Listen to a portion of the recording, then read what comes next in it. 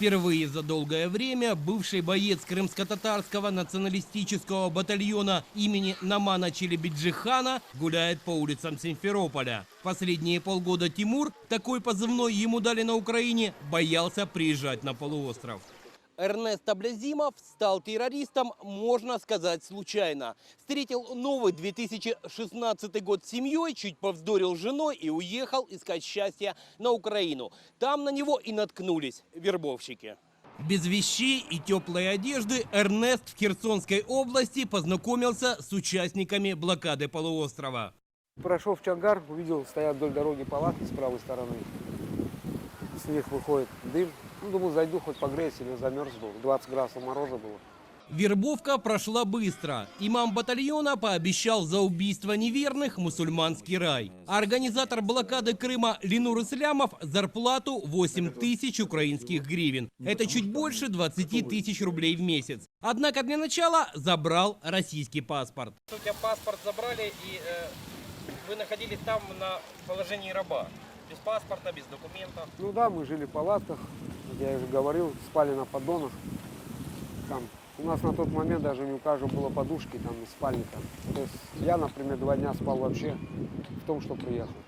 Обязанности Эрнеста во время блокады Крыма – проверять машины и создавать картинку для националистических СМИ. Вот он на одной из акций несет желто-блакитный флаг.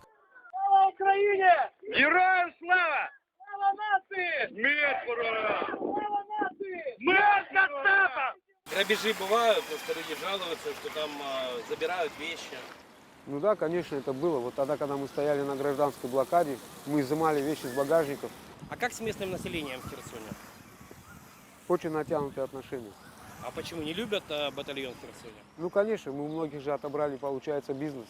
Когда у организатора блокады Крыма Ленура Ислямова закончились деньги, он придумал другой проект – Крымско-татарский националистический батальон и объявил о морской блокаде полуострова. В один прекрасный день меня вызвали в кабинет Ислямова. Там сидел подполковник, сидел еще один человек. И сказали, там, выбери, подбери себе бойцов, завтра вы уходите в другое расположение. То есть жить будете в порту, там будет филюга. А сколько вас человек было на филюге? Ну, с личного состава у нас было 3, и с нами был еще полковник. А полковник это кто? Ну, полковник это позывной, это очень военный человек. Либо он кадровый офицер, бывший, знавший хорошо Керченский пролив. Представил вам этого человека Ислямов? Да, абсолютно верно.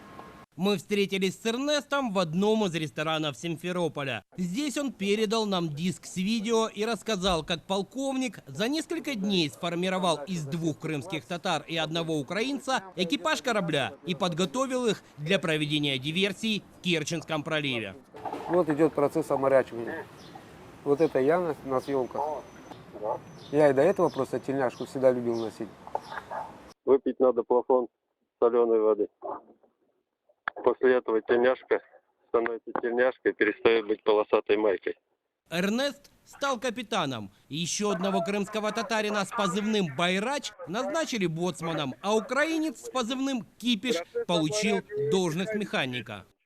Вот наш экипаж первого крымско-татарского боевого корабля. Слава Украине!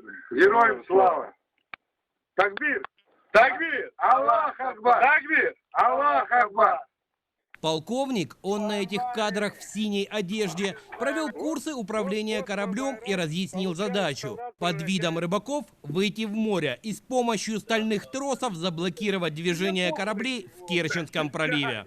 Морская блокада Крыма, то, что анонсировал Ислямов. Да, просто мы тогда не понимали, а потом я уже это понял.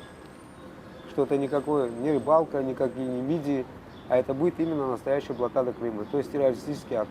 Остальной трос 270 диаметр в толщине, 20 метров длина. Через каждые 2 метра был насажен на него поплавок. При сбрасывании в море это будет как полоса препятствий. То есть она будет находиться в верхнем слое воды и будет плыть по течению в определенное место. Вот кадры тренировки экипажа. Вся палуба забита стальными тросами. Поплавки, чтобы их было нельзя заметить, выкрашены под цвет морской волны. Ну что, начнем сбрасывать? Готовность номер 1. Все, поехали.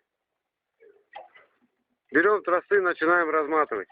Свой единственный боевой выход в море Аблезимов совершил 3 недели назад, в начале июня. И когда корабль шел выполнять практически террористический акт, он шел под украинским флагом. Да, по украинским и этот, как его, на борту вот сбоку, если вы видели, висел крымско-татарский флаг. И сколько таких тросов было на борту? 60 штук по 20 метров. 60 штук по 20 метров. Это хватило, чтобы забить, в принципе, весь залив. Если растянуть их цепочкой, то получится километр 200 метров. Представляете, какая масса идет. Операцию планировали провести за 2 ночи. Полковник постоянно откуда-то получал спутниковые данные слежения за российскими сторожевыми кораблями. А вы понимали, что в проливе корабли не только российские, но корабли разных стран? Любой корабль мог намотать это на винт, и произошло бы кораблекрушение. И был бы... Ну, сперва нет, а потом да, конечно. Во-первых, на этом любом корабле или на том же пароме могли быть дети. Поэтому эту черту я не смог переступить. А Ислямов переступил. Ну так получается. Подвела техника, Ислямов сэкономил, купил очень старый рыболовецкий баркас. Двигатель у него вышел из строя посреди Азовского моря. А где вы находились в это время? В какой части Азовского моря? Я не знаю, ну где-то 40 миль от порта Генического. 40 миль от порта Генического, Да, это уже практически на траверзе Керченского пролива. Чуть-чуть не дошли. Вот уникальные кадры. Украинский буксир эвакуирует корабль террористов после неудачной попытки совершить диверсию. У меня в двигателе лопнул масляный шланг высокого давления. Буксир оттаскивает меня в порт назад. Это видео должно было потом попасть, то есть просмотреть Ленуру Ислямову, что мы выполнили задание там и вернулись. Это вы снимали на свой телефон? Да, абсолютно верно. Просто полковник не догадывался, для чего я это снимал. Но я не глупый человек, поэтому, чтобы уйти оттуда, мне нужны были видеоматериалы. Вернуться домой Эрнест решил сразу после выхода в море, пока его руки еще не запятнаны кровью. Ждал удачного момента. Каждый шаг бойцов контролировали инструкторы. Турецкие флаги там просто, как дань моде, или там есть турки?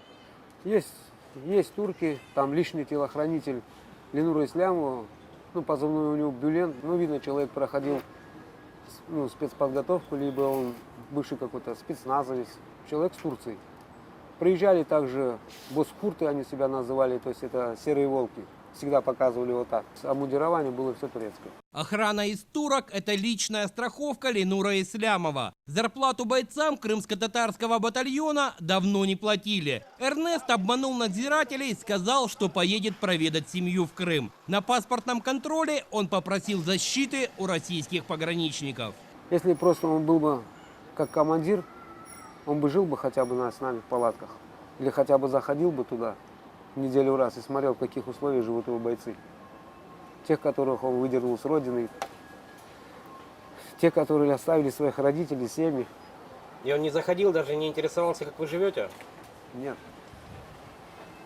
Вот это было для всех очень обидно. Сейчас, по словам Эрнеста Аблезимова, в крымско-татарском националистическом батальоне осталось 35 человек. 32 пехота и бронетехника, 2 военно-морской флот. А вот сейчас мы с тобой стоим в центре Симферополя, вот здание правительства с этой стороны. Веришь, что ты свободный человек? Да, Стоишь в центре Симферополя. Да, верю. Вот я хожу, гуляю по парку, по скверу, вот вижу воду, радуюсь этому. Сейчас есть закон, статья 208, по-моему, если мне, вот по которой я тоже написал заявление, вышел с батальона, и я гуляю на свободе. Поэтому я знаю, что у меня был там авторитет. Благодаря моему авторитету я обращаюсь к вам, к вашим родителям. Если боитесь вы, сообщите каким-то образом своим родителям. Я с ними встречусь, поговорю. С ними вместе поеду на границу, заберу вас оттуда. Олег Крючков, Александр Соловьенко, Валерий Шаламов и Виктория Орел, НТВ, Крым.